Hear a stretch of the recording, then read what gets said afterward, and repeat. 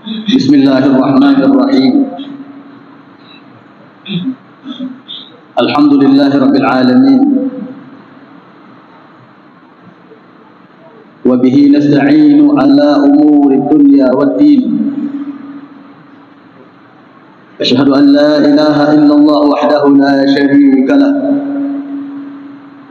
وأشهد أن سيدنا ومولانا محمدا عبده ورسوله اللهم صل وسلم وبارك وكرم على عبدك ومصطفاك سيدنا محمد وعلى آله وأصحابه أجمعين أما بعد عباد الله أوصيكم وإياي بتقوى الله فقد فاز المتقون. معاشر الحاضرين sidang jamaah Jumat rahimahumullah. Mandung pujo kepada Allah Subhanahu wa taala atas berbagai rahmat dan nikmat yang dilimpahkan kepada kita Bandung. Istimewa nikmat iman dan nikmat Islam, sehingga Allah yang mulianya bertanya mantang termasuk di antara hamba-hambanya yang beriman dan memenuhi undangan Allah Subhanahu wa taala untuk menghidupkan syiar Islam, menghadiri salat Jumat berjamaah. Dalam Al-Quran Allah Subhanahu wa taala menyebutkan heboh sifat istimewa yang dimiliki oleh seorang hamba yang memperoleh derajat istimewa di sisi Allah Subhanahu wa taala. Bismillahirrahmanirrahim. Innal ladzina amanu wal ladzina hajaru wa jahadu fi sabilillah ulaika yarjuna rahmatullah wallahu ghafurur rahim.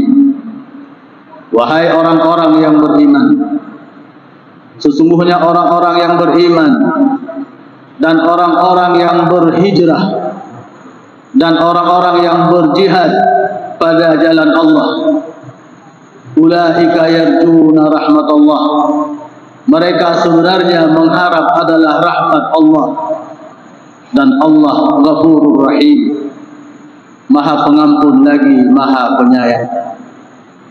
Heboh sifat istimewa yang hendaknya dimiliki oleh seorang hamba dalam rangka mengharap rahmat Allah, dalam rangka mengharap ampunan daripada Allah Subhanahu wa taala. Yang pertama adalah sifat iman, yang mana seorang hamba mestilah memiliki kadar iman yang kokoh, mesti kitanya penuh kadar iman di hadapan Allah Subhanahu wa taala. Iman yang memang adalah sesuatu yang membedakan antara seorang hamba yang saleh dengan hamba yang durhaka. Iman yang membedakan posisi seorang hamba, apakah dia calon penduduk surga ataukah penghuni neraka. Yakin kepada Allah, yakin kepada Rasulullah, yakin dengan yang dimiliki oleh Nabi. Inilah yang mengantarkan seseorang kepada kebahagiaan hakiki di dunia dan di akhirat. Kemudian setelah percaya kepada Rasulullah, kata patih kepada Nabi, mesti dilengkapi oleh sifat yang kedua, siap berhijrah. Para sahabat Nabi memberikan contoh yang utama ketika mereka menjalani kehidupan normal di kota suci Mekah. Menjalani udip si uro-uro lagi kehidupan biasa. Tiba-tiba datang perintah untuk berhijrah, untuk withdraw dari lingkungan yang buruk, tak withdraw katanya dari lingkungan yang dimurkai oleh Allah, dari kelompok orang-orang yang durhaka kepada Allah. Hantik dah jaga adro ketika tak udik dalam lingkungan laginya rupa. Maka mereka diperintahkan untuk mengungsi, keluar mencari tempat hidup yang baru yang bisa mereka pertahankan iman kepada Allah. Maka ketika perintah hijrah diturunkan, hijrah diwajibkan, bahwa dengan urung-urung mukmin di kota suci Mekah terancam kehidupannya, terancam harta dan nyawanya, mereka minta izin kepada Rasulullah. Rasulullah ini kasabah taudib inu mungkin kaweh tempat lain, namun karena golongan perintah Rasul melarang, sehingga ketika perintah turun dalam tempo yang sangat tiba-tiba mereka harus keluar dari Mekah. Maka perjalanan hijrah yang dilakukan oleh para sahabat Nabi tidaklah mudah. Dalam hitungan jam mereka harus keluar dari Mekah, harus berubah nanggro, harus berubah tempat di mana mereka dilahirkan dan dibesarkan, berubah harta benda, bahkan hanya sempat berbungkuh barang, hanya sempat kecok atau mari, lebih-lebih kecok mari ke dalam truk, kecok kursi, alat dapur dan sebagainya, pindah rumah dari satu kota ke kota lain. Tidak demikian, tapi mengungsi, lari untuk menyelamatkan iman. Maka yang nabak tubuhnya yang mampu mereka bawakan, berkubah harta benda, berkubah pertokoan yang mereka miliki, berkubah lampu perkebunan yang mereka punya, bahkan keluarga, anak yang macam berbeda iman pun mereka tinggalkan, menuju ke satu kota yang mereka tidak tahu ke mana mereka akan pergi, menuju ke satu tempat yang mereka belum tahu ada siapa di sana yang akan menerima mereka. Gelombang demi gelombang dihijrahkan oleh Rasulullah, sehingga pada puncaknya, pada finalnya, malam Jumat menjelang subuh, Nabi Lebih memerintahkan kepada adinda sepupunya Sayyidina Ali untuk naik tempat Nabi, limbut dengan ijazah limbut Nabi, bahawa dengan kafir Quraisy Mekah sudah bersekutu dari seluruh kabilah, mengirim satu utusan untuk membunuh Muhammad. Muhammad harus kita selesaikan. Han berehli nang ro katanya Muhammad mantang udip di Mekah, Muhammad mantang mengembangkan dakwahnya, maka katanya akan tersingkirkan dari kota katanya akan kejame di kampung bro. Maka Muhammad harus kita selesaikan. Caranya supaya dituntut oleh kaumnya, setiap kabilah mengirimkan satu utusan. Maka bawatenya seluruh perwakilan kabilah mengelilingi rumah Rasulullah, mengepung rumah Nabi. Sayyidina Ali naik tempat Nabi dan limbut dengan ijazah limbut Nabi, siap dengan kertas catatan seluruh titipan-titipan urung Mekah yang dititip bak Nabi untuk dikembalikan kepada pemiliknya. Padahal pemilik daripada yang menitip harta kepada Nabi Muhammad dalam kalangan yang mengepung rumah baginda Nabi. Netibit Rasulullah dengan meregam baju abe nasibru atuh awaknya sehingga hadir di kalan nejalah urumah Sayyidina Abu Bakar. Nutok pintu nuhul Sayyidina Abu Bakar katuh perintah kita berhijrah. Netibit Sayyidina Abu Bakar tanpa bekal yang cukup, sam'an wa ta'atan kepada perintah Nabi, nutemani Rasulullah. Nejah atuh bukit, abah bukit namanya Jabal Sur. Nusom di sinan Nabi he malam, nepantau keadaan pakiban keadaan Mekah yang sedang mengepung mengejar Rasulullah. Le urainan Nabi nusom ternyata negalan Lepas tu uyuh dari atas bukit, penduduk Mekah memang heboh, Muhammad telah lari. Maka semua mereka mencari. Baik sampai Muhammad bisa lolos keluar dari Mekah, mereka dia harus kita habiskan. Sehingga terus di antara yang tetap Nabi bak pintu kuhazur. Bapak tanya urun tuan sidang jemaah Jumat yang mulia. Tuh burung merpati di buka lumpung itu bawa abah buha. Tuh rambidun di buka lumpung bawa abah buha. Idam burung Quraisy Mekah bayar tetap Nabi betul Sayyidina Abu Bakar menyaikalan ba'atul tumet mereka sungguh di kalan dayu. Sayyidina Abu Bakar kamu tetap bukan mengkhawatirkan dirinya, tapi mengkhawatirkan baginda Nabi. Nasuhud oleh Rasulullah, la tahzan ya Abu Bakar, innallaha ma'ana. Abu Bakar lebih undah, sesungguhnya Allah bersama kita. Tenang Sayyidina Abu Bakar. Awaknya pun hana jadi iglit dalam duha. Mereka berfikir menyana urun ngomong dalam duha pasti pung rambidunnya bertuh. Pasti boh merpati yang apa-apa duha bicah begitu.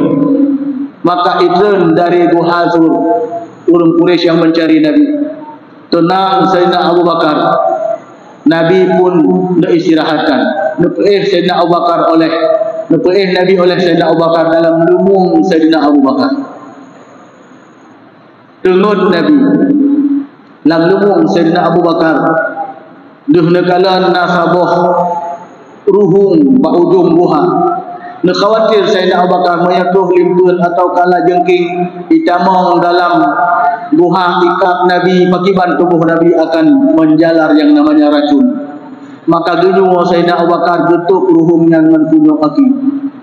Ternyata hanati kemudian memang tuhlah seekor ular icoh bak punyok aki Sayyidina Abu Bakar yang kamu kuduk bak ruhum. Dupedun sakit Sayyidina Abu Bakar. Sehingga racun bisa ulunyo ini mengabah tubuh bak keputun iti mata sakit ho Nabi terkejut Nabi. Neta yang pakai namo ya Abu Bakar. Ulu icoh akilun ya Rasulullah. Maka bicok ia babah Nabi. Tubuh bak yang icoh le ulu bak akil Sayyidina Abu Bakar.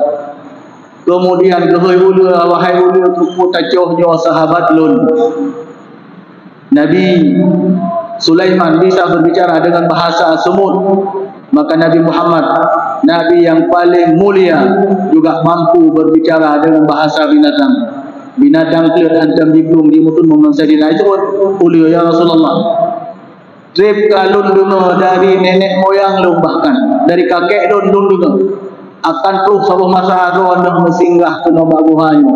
Maka sejak lu dungo ceritanya dari nek lun ana lu ya Rasulullah bak bineh buhanya lu kalan wajah ron yang mulia dan uronyo ka terbukti ron katuh bak buhanya. Namun oleh sahabat ronyo tutup buahan dibiarkan lun kalan wajah ron yang mulia. Nyo alasan rupanya ulu icoh aki Sayyidina Abu Bakar. Bengoh Senin he malam Nabi memusong dalam Gua Sur.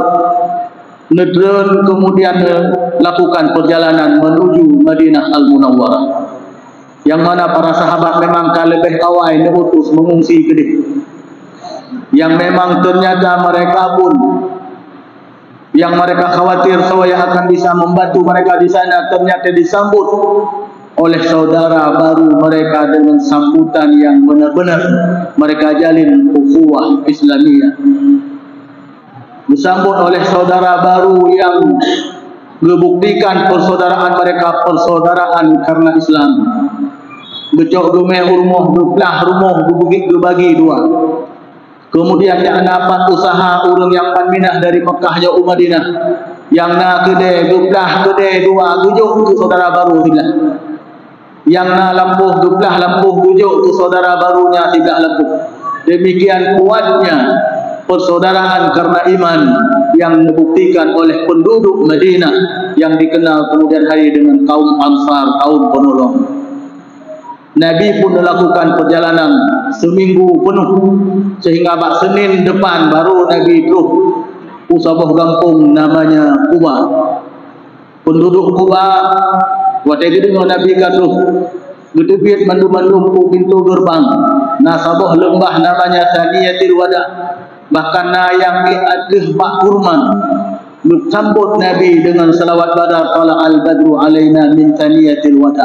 Telah datang kepada kita sang rembulan yang datangnya dari arah thaniyatil wada, dari satu lembah yang namanya thaniyatil wada. Nepiyuh Nabi di sini, membangun masjid, satu masjid dengan bergotong royong oleh seluruh penduduk Kuba. Pura selesai dibuat masjid. Masjid waktu itu tentunya dari peluput kurma, dari pohon kurma. Maka urut Jumat, dari urut Senin, urut Jumat selesai dipegang masjid. Maka Jumat bengoh Nabi melanjutkan perjalanan dari Kuba menuju pusat kota Madinah atau Masjid Nabawi sekarang. Anak trip nijak kamu waktu Jumat maka nepiyuh Nabi. Sembahyang Jumat dan merupakan Jumat pertama dilakukan oleh Rasulullah. Hana jauh dari Masjid Kuba di tempat tersebut, kampungnya dinamakan juga dengan Hayyul Jum'ah atau Kampung Jumat. Dari Madinah lah para sahabat Nabi yang ikut berhijrah dari Mekah ke Madinah. Di sana mereka memulai hidup baru, mempertahankan iman, meninggalkan seluruh yang ada di Mekah, berangkat dengan tangan kosong. Namun ternyata di Madinah Allah berikan kehidupan baru buat mereka, kehidupan yang berkecukupan dari sisi semua sisi. Iman semakin kuat, harta benda pun dengan usaha baru di Madinah pun diberikan oleh Allah Subhanahu wa taala berlimpah ruah. Ini adalah merupakan satu amalan yang dalam Islam dikatakan oleh Nabi, al-hijratu tahdimu ma qablaha. Hijrah bisa menghapuskan seluruh dosa masa lalu. Kemudian dalam Islam mentang masih ada juga amalan yang bisa menghapuskan seluruh masalah dosa-dosa di masa lalu, yaitu amalan haji dan umrah. Maka sehubungan dengan hijrah, kita tinggalkan kehidupan, perilaku kehidupan yang buruk di masa lalu, menuju ke kehidupan yang indah di masa depan. Sering kita hadiri di dalam masyarakat kita dakwah Islamiyah dalam rangka tahun baru Hijri, dakwah Islamiyah dalam rangka menyambut Maulid, dakwah Islamiyah dalam rangka menyambut Ramadan dan sebagainya. Tapi jarang bahkan tidak pernah kita dengar dakwah haji ataupun umrah. Padahal haji dan umrah yang kewajibannya hanya sekali seumur hidup, ternyata bisa mengantarkan seseorang untuk berhijrah dengan makna yang sebenarnya. Padumle urung wo haji, ketika sudah dipanggil gelar menjadi gelar haji, kehidupannya berubah drastis, akhlaknya berubah. Yang barokon mantang duit-duit dalam kampung ngailu puntung dua haji dua umrah kamale ke awagan yang hadir ke masjid. Yang barokon mantang kuat lumena berubah menjadi lebih sopan santun dalam masyarakat.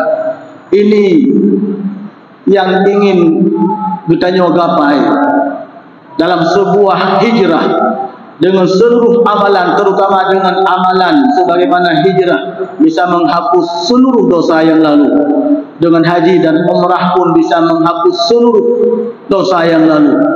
Maka ulun tuan kira perlu pula kita hidupkan dalam masyarakat kita adalah dakwah haji dan dakwah umrah, sehingga urung-urung yang tak pernah haji, urung-urung yang tak pernah umrah bisa mengantarkan hidupnya dari perilaku sebelum pergi ke tanah suci menuju kepada perilaku yang lebih indah setelah kembali dari sana.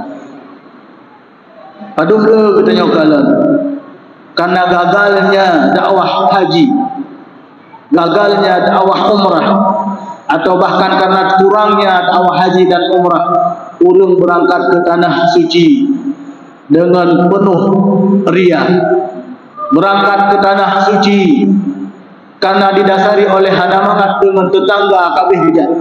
Urung berangkat ke tanah suci supaya perlu nyak jihoi pak haji bu hajat, sehingga namun perlu kena tidak ada perubahan yang terjadi dalam kehidupannya. Maka yang perlu kita renungkan bahawa kehidupan kita hanyalah sementara. Kita kalau masjid-masjid penuh, ketahuilah masjid-masjid itu memang dari dulu sudah penuh dan tinggal pun akan tetap penuh. Kita hanya sempat mengambil bagian memenuhi masjid-masjid ini hanya sementara dalam hidup. Kita akan tahu bahwa Allah tinggal untuk bawa maka tidak ada yang bisa kita banggakan kecuali ketika rahmat Allah meliputi kehidupan kita. Ketika sisa-sisa hidup kita penuh dengan rahmat dan nikmat daripada Allah Subhanahu wa taala, maka seluruh amalan yang mampu kita tunaikan, kita mampu persembahkan di dalam hidup, penuh perjuangan memang, berat memang ketika kita ingin tercapai ridha Allah. Berat memang ketika kita ingin tercapai ridha Rasulullah. Buruh kita dalam barisan orang yang menegakkan syiar agama berat. Tapi ketahuilah dari beratnya itu amal yang kita harapkan adalah rahmat Allah. Ulaika yarjuna rahmat Allah. Mampu kita lewati karena kita mengharap ingin kita gapai yang namanya rahmat daripada Allah Subhanahu wa taala. Ketika itu yang kita jadikan harapan, ketika yang kita jadikan tujuan, maka yakinlah wallahu ghafurur rahim. Maka Allah Subhanahu wa taala hanya sia-siakan sekecil apapun perjuangan kita untuk agama, sekecil apapun himmah kita untuk memperbaiki diri, berhijrah dari kehidupan yang buruk menuju ke akhlak yang mulia di kemudian harinya, akan dilihat dan dicatat oleh Allah dan akan dipenuhi dengan yang namanya rahmat, ampunan, maghfirah daripada Allah Subhanahu wa taala. Ma'asyiral hadirin sidang jamaah Jumat rahimakumullah. Berat kehidupan yang dijalani oleh para sahabat ketika sudah sampai di Madinah pun dalam memperjuangkan membesarkan ini agama, mereka tumpahkan darah, mereka tumpahkan nyawa. Bahkan di antara yang ikut menumpahkan darah dan nyawa, di antaranya sebagai contoh yang ditunjukkan oleh para sahabat Nabi, apa yang dilakukan oleh Sayyidina Hamzah. Beliau bahkan ketika mati pun masih dianiaya oleh seorang perempuan yang bernama Hindun. Hindun yang cukup dendam terhadap Islam karena tahun kedua Hijriah terjadi perang Badar. Beberapa orang terpenting dalam kehidupan Hindun, anaknya, saudaranya, ayahnya mati dalam perang Badar. Maka oleh Hindun meminta kepada budak sahaya yang dimiliki oleh Hindun bernama Wahsy, wahai Wahsy, menyebut kapoh salah satu dari 3 tokoh Islam, adakala Muhammad atau Hamzah atau Ali, maka engkau aku bebaskan dari perbudakan. Suhud Wahsy, Ali han mampu karena cukup gesit dalam berperang. Muhammad pun bisa karena orang-orang di sekitar Muhammad mereka rela mati demi membela dan mempertahankan Muhammad. Kalau Hamzah mungkin mentang mungkin karena menyeberang sudah berkecamuk. Sayyidina Hamzah kebiasaan berperang dengan emosi, hain kontrol diri, dan terbukti situn kemudian terjadi perang di lereng Gunung Uhud. Sayyidina Hamzah berhasil dirom lumbing li budak milik Hindun yang bernama Wahsy. Dirom rarikun hajat kalau ragu karena Sayyidina Hamzah cukup luas sampai mendapat gelar singa Allah, singa padang pasir. Hajat rom rarikun Gupalin kadar le Sayyidina Hamzah na urung belum Wahsy dihiram lebih gitu gelit le Sayyidina Hamzah sebelah boh langkah gelit darah kamu juhu itu gitu rubah Sayyidina Hamzah. Maka waktu perang selesai, gecok tubuh Sayyidina Hamzah. Segolong gecok tubuh Sayyidina Hamzah puluh Wahsy.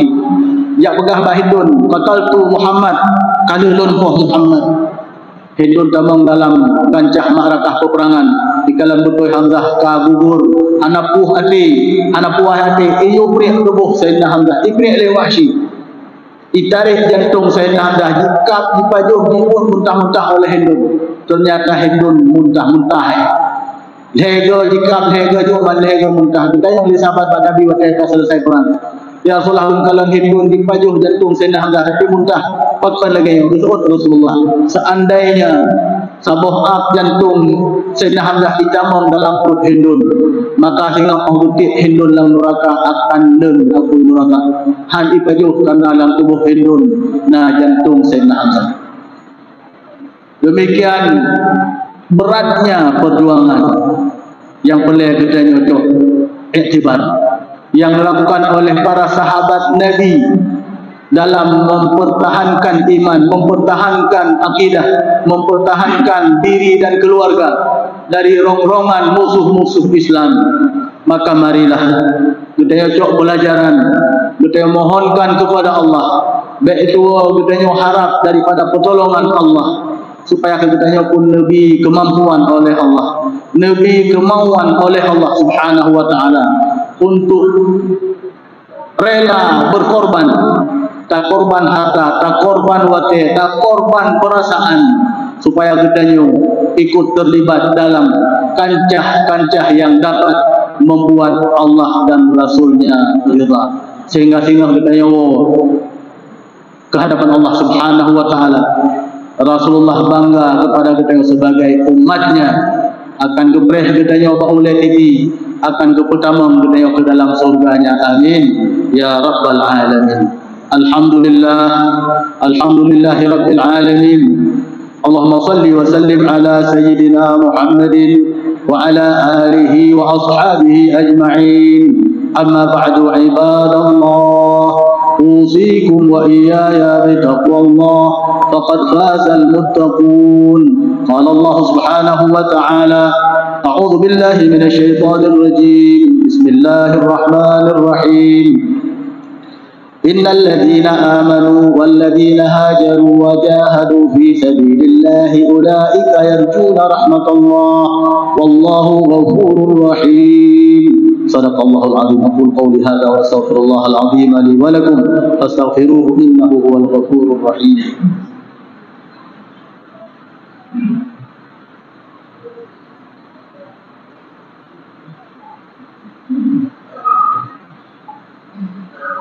الحمد لله وكفى والصلاة والسلام على سيدنا محمد المصطفى. أما بعد عباد الله، أوصيكم ونفسي بتقوى الله فقد فاز المتقون. إن الله وملائكته يصلون على النبي يا أيها الذين آمنوا صلوا عليه وسلموا تسليما. اللهم اغفر للمسلمين والمسلمات والمؤمنين والمؤمنات الأحياء منهم والأموات إنك قريب مجيب الدعوات وقاضي الحاجات يا رب العالمين. اللهم أصلحنا وأصلح من في صلاحه صلاح للإسلام والمسلمين. اللهم لا تهلكنا وأهلك من في هلاكه صلاح للإسلام والمسلمين. ربنا آتنا في الدنيا حسنة وفي الآخرة حسنة وقنا عذاب النار. عباد الله، إن الله يأمر بالعدل والإحسان وإيتاء ذي القربى وينهى عن الفحشاء والمنكر والبغي يعظكم لعلكم تذكرون. فاذكروا الله العظيم يذكركم واسألوه من فضله يؤتكم ولذكر الله أكبر. الله يعلم ما تصنعون. أقيموا الصلاة.